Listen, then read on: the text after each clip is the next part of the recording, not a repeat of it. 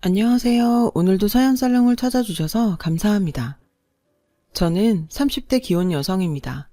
점점 더 세상살이가 삭막해져가는 요즘 가슴 따뜻한 이야기 한 자락을 전해드리고자 이렇게 사연을 보내게 되었어요. 이야기의 시작은 제가 고등학교에 입학하던 봄이었습니다. 당시 저는 방송 관련 사업을 하고 계시던 부모님의 영향을 받아 방송 PD의 꿈을 키워나가던 소녀였어요. 부모님 사업이 승승장구하던 시절이라 저는 부족함 없이 잘할 수 있었고 외동딸임에도 외로움을 느껴본 적 없을 만큼 많은 사랑을 받으며 자랐어요. 그러던 어느 날이었어요. 운동장에서 체육 수업을 하고 있는데 담임 선생님께서 경황이 없는 얼굴로 달려오셨죠. 조퇴증 끊어왔으니까 들어가서 가방 챙겨 얼른. 마음 단단히 먹어야 돼. 담임 선생님 말에 따라 저는 학교를 나섰고 그 뒤로는 기억이 잘 나지 않습니다. 기억이 잘려나간 필름처럼 드문드문 떠오를 뿐이거든요. 또렷하지 않지만 학교를 나선 저는 경찰 아저씨와 시신 안치소로 갔어요. 그리고 그곳에서 신원 확인을 위해 부모님의 시신을 확인하다가 기절을 하고 말았죠. 다음 기억은 장례식장에서 상주로서 누군지도 모르는 손님들의 조문을 받았던 모습이고요. 부모님을 납골당해 모신 기억도 나요. 교통사고라고 했어요. 지방 촬영 현장에 출장을 다녀오시던 부모님이 만취 상태로 역주행을 하던 차량과 충돌했다고 들었습니다. 그렇게 부모님은 마지막 인사 한마디 남기지 못하신 채 세상을 떠나셨어요. 갑작스레 부모님을 잃은 저는 한동안 친척집을 전전해야 했어요. 제 부모님 재산을 서로 차지하려 싸우는 모습들도 그저 지켜봐야만 했죠. 돈은 귀신같이 찾아서 빼가더니 정작 저를 데려다 키우려는 사람은 없더군요. 친가 쪽 사정들이 다들 좋지 않아서 다들 한 푼이라도 더 차지하려고 혈안이 되었더랬죠. 형제의 죽음에는 아랑곳 않고 말이죠. 내 새끼도 대출받아 대학 보내는 판에 돈이 썩어나서 쟤를 데려다 키워? 안 키울 거면 유산은 뱉어내시던가요. 저는 여기저기 떠넘겨지다 결국 인연을 끊고 지냈던 큰고모 집에 맡겨졌어요. 저를 본 큰고모의 첫마디는 이랬습니다. 남의 집이다 생각하면서 얌전히 지내. 족하고 나발이고 난 그런 거 모른다. 쥐 죽은 듯 없는 사람처럼 살아. 그게 우리한테 보답하는 길이다. 큰고모 내외가 어색하고 불편했던 저는 차라리 보육시설에 들어가길 원했어요. 타인에게 폐를 끼치며 살면 안 된다는 부모님의 가르침 탓이었죠. 하지만 현실을 알고는 포기하게 됐어요. 고등학생을 받아주겠다는 보육시설은 대한민국 어디에도 없었거든요. 결국 저는 자포자기하는 심정으로 큰고모 집에서 살 수밖에 없었어요. 그 외에는 방법이 없었으니까요. 부모님이 남겨주신 유산은 친가 쪽 사람들이 달려들어 모조리 뜯어갔고 큰고모 내외는 저를 맡아주는 조건으로 부모님이 운영했던 방송 관련 사업에 경영권을 승계하게 됐다고 들었어요. 지금 생각해보면 사실상 제일 큰 돈을 받은 거였죠. 그렇게 챙기고 저를 데려갔으면 적어도 보살펴주기는 해야 했지만 그분들에게는 처음부터 그럴 생각 자체가 없었어요. 큰고모 내외가 저에게 붙여준 호칭은 부모 없는 것이었어요. 호칭마저 이러니 대접은 오죽했겠어요. 그 시절 저는 없는 존재 취급을 받으면서 살아야 했어요.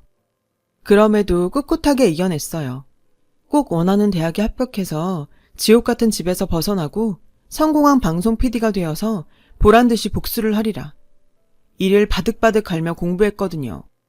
그 결과 남들이 다 부러워하는 대학교 신문방송학과에 합격할 수 있었습니다. 그것도 4년 전액 장학금을 받으면서요. 저는 큰고모 내외에게 용돈 한 푼 받지 않고도 학교 생활을 할 수 있었어요. 자취방 월세를 포함한 모든 생활비는 과외와 알바로 해결했고 그러는 와중에도 꿈을 향해 달려나아갔죠. 힘겨운 생활이었지만 제 힘으로 살아갈 수 있었기에 뿌듯한 시간이었어요. 대학교 1학년 때는 태어나 처음으로 남자친구도 사귀게 되었어요. 동아리에서 만난 동급생이었죠. 행동 하나하나에 사랑을 받고 자란 티가 나는 남자였어요. 그 남자의 구김살 없는 모습에 저는 첫눈에 반해 제가 먼저 대시를 했고 그렇게 우리는 사귀게 되었어요. 남자친구는 힘겨운 제 인생의 유일한 오아시스였어요. 하지만 행복한 시간은 거기까지였어요. 남자친구가 군대에 가게 되었거든요. 저는 울어서 팅팅 부은 눈으로 남자친구를 훈련소에 들여보냈어요. 그리고 서울로 오면서 직감했죠. 이 남자와 오래도록 함께하게 될 것 같다고요. 그리고 그날부터 남자친구가 제대하는 그날을 손꼽아 기다리게 되었어요.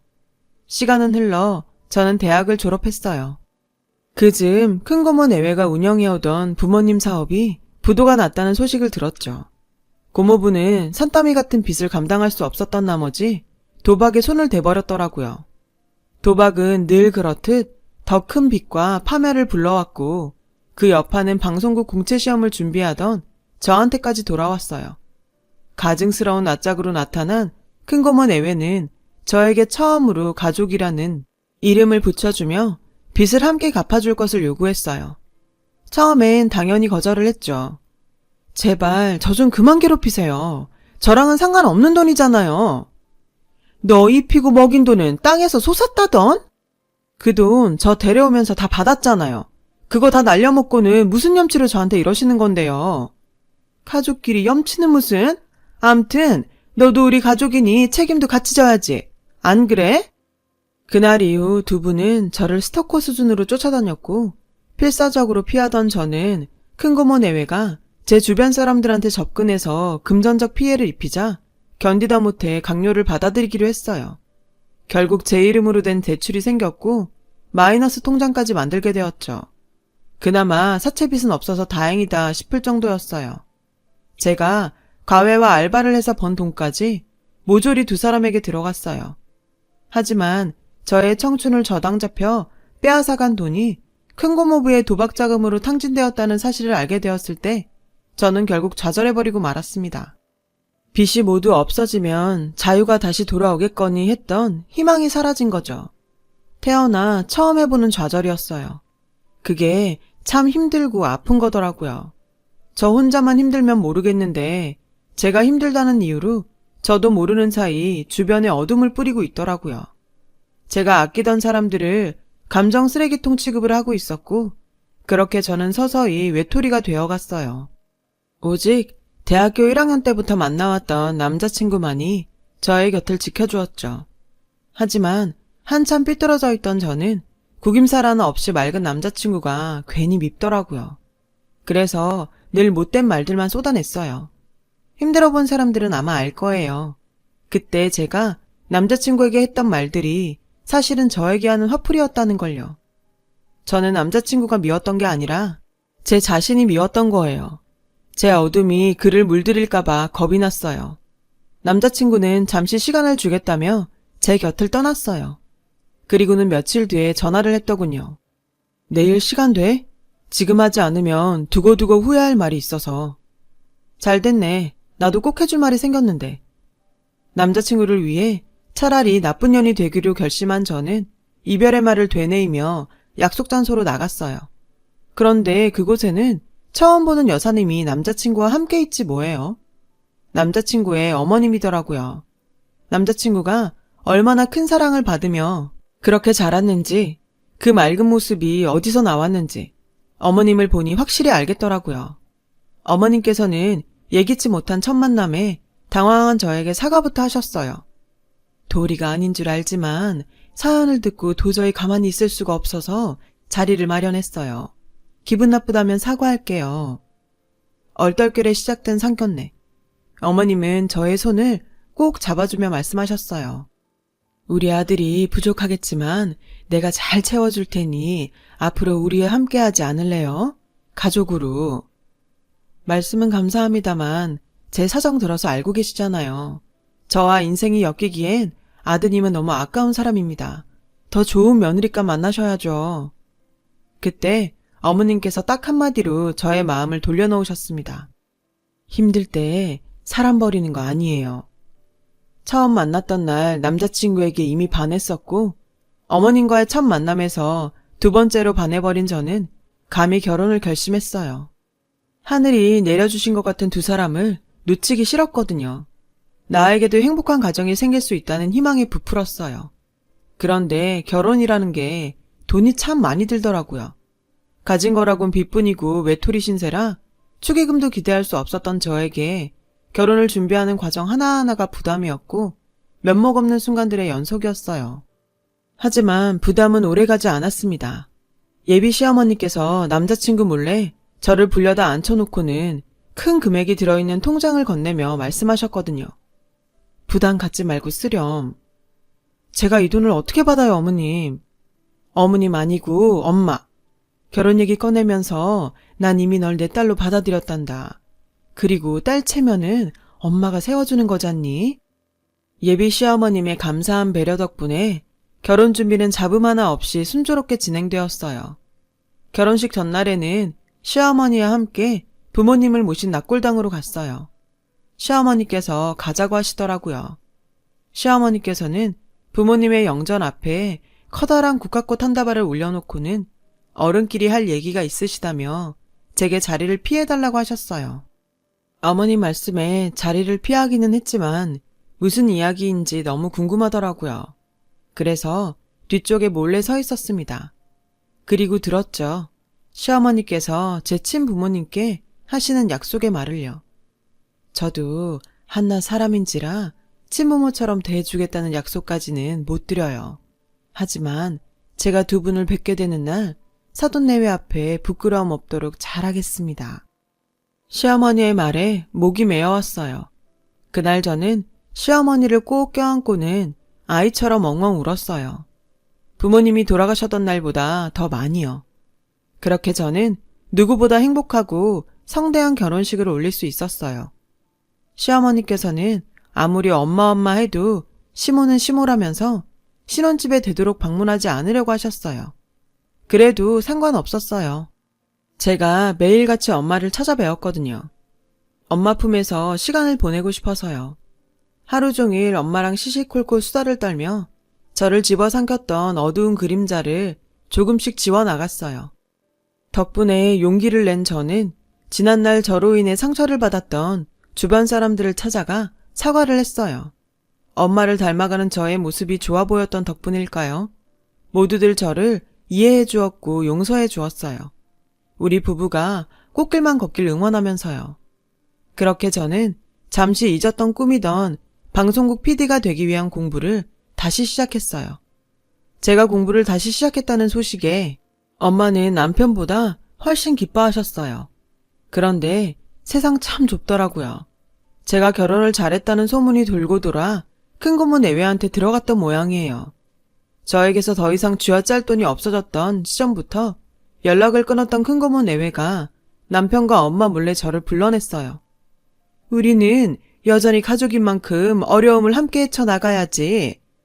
우리가 가족이었던 적이 있었나요? 친자식보다 더한 정성으로 길러준 우리야. 결혼 지참금 한 푼 없다는 게 말이 돼?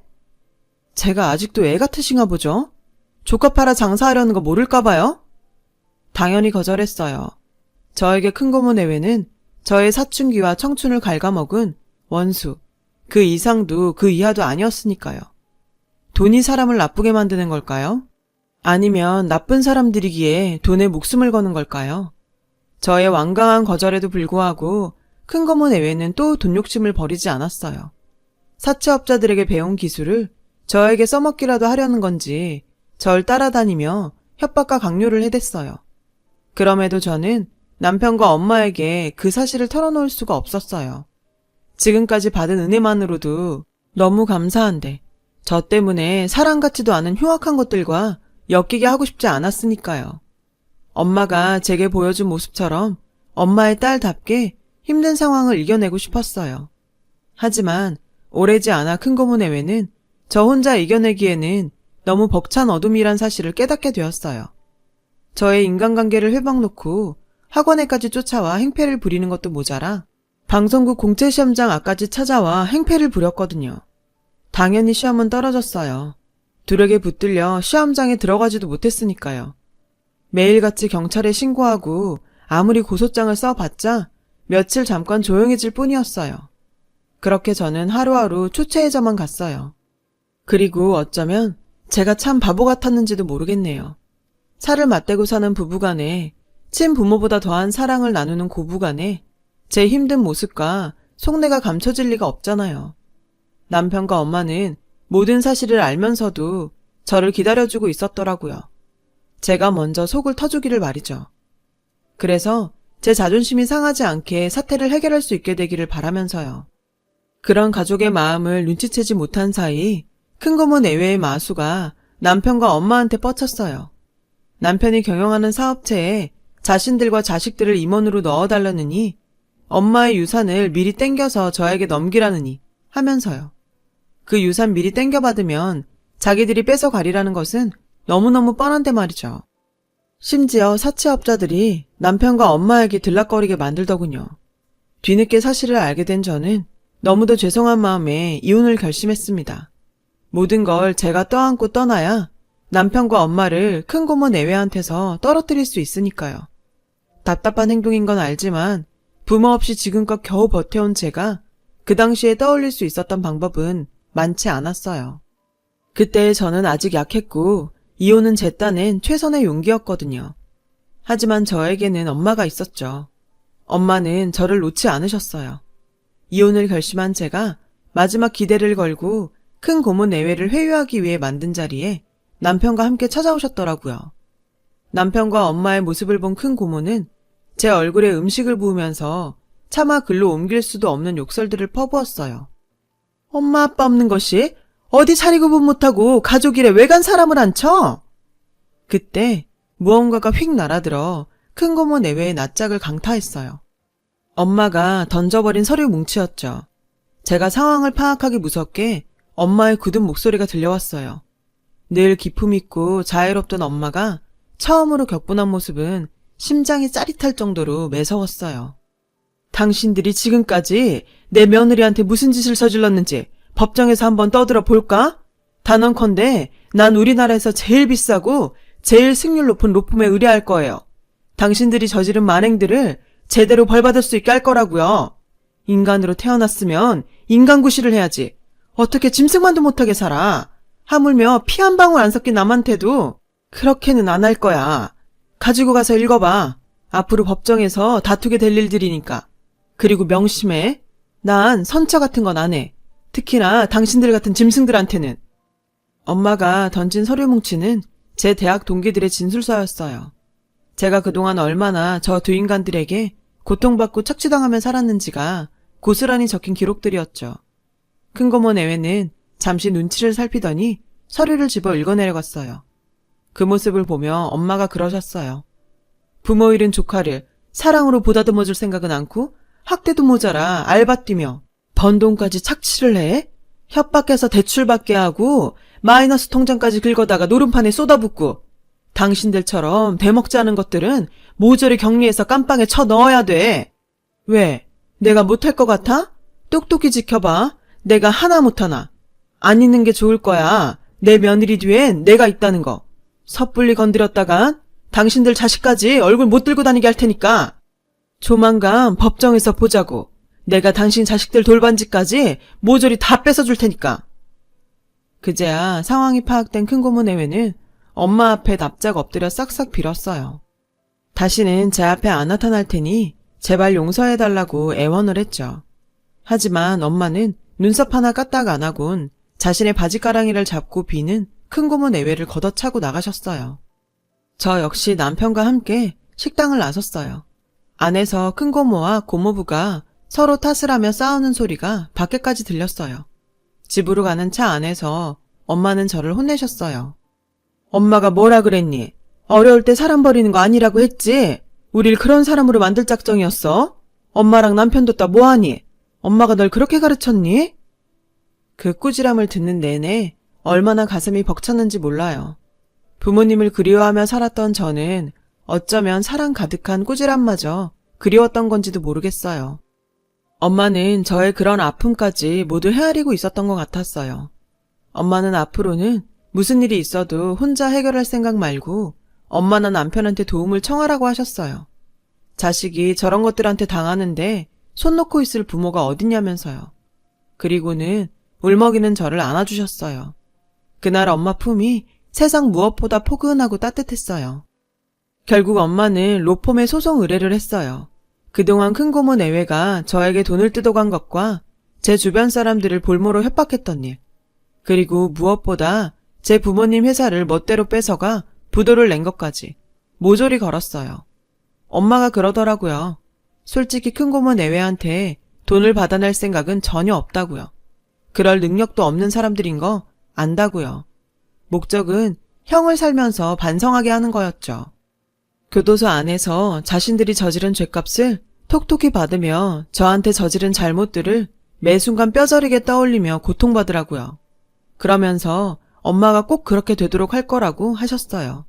내 딸을 괴롭힌 인간들에겐 자비는 없다면서요. 아무도 저한테 함부로 할 수 없도록 엄마가 이빨을 세우며 싸워주겠다고요. 그러니 주눅들지 말고 어깨 펴라고요. 1년 가까이 진행되던 재판의 결과가 나왔어요. 당연히 저는 승소를 했죠. 결국 큰고모와 큰고모부는 징역살이를 하게 되었어요. 엄마가 선임한 대형 로펌 변호사가 꽤 일을 잘했더라고요. 드디어 저는 긴 시간 저를 괴롭혀왔던 거머리 같은 인간들을 떼어낼 수 있었어요. 용감한 나의 엄마 덕분이었죠. 그날 우리 가족은 축배를 들었어요. 얼마 뒤 저는 방송국 프로듀서가 되기 위한 공채 시험 준비도 다시 시작했어요. 엄마는 늦가기 수험생이 된 딸을 지극정성으로 뒷바라지 해주셨죠. 마침내 저는 합격 통보를 받았습니다. 비록 메이저 방송국은 아니지만 그래도 간절히 원하던 방송 PD가 된 거죠. 합격 통보를 받은 그날 엄마는 처음으로 제 앞에서 눈물을 흘리셨어요. 제가 너무 기특하고 자랑스럽다면서요. 이게 벌써 5년 전 이야기네요. 현재 저는 육아휴직 중이에요. 다음 달이면 첫 아이가 태어나거든요. 엄마는 벌써부터 손주를 안아볼 생각으로 들떠 계세요. 아이를 낳으면 엄마가 봐줄 테니 걱정 말라시면서요. 저는 아무래도 전생에 나라를 수십 개는 구한 모양이에요. 그러지 않고서는 어떻게 이런 엄마를 만날 수 있겠어요. 오늘도 저는 엄마의 사랑을 듬뿍 받으며 태교를 하고 있어요.